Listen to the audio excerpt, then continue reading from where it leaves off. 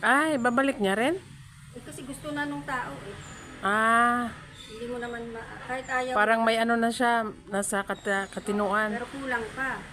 Ang problema, baka daw hindi ituloy yung, siyempre na kailangan makakain siya ng maayos. Kaya, Doon may yaya. anytime siya pwede bumalik. Oo. Doon kasi may tagapag-alaga siya.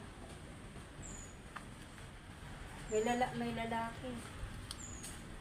Hindi magaling-galing din. Tapos may teacher pa nga. Mama, can you count the flower?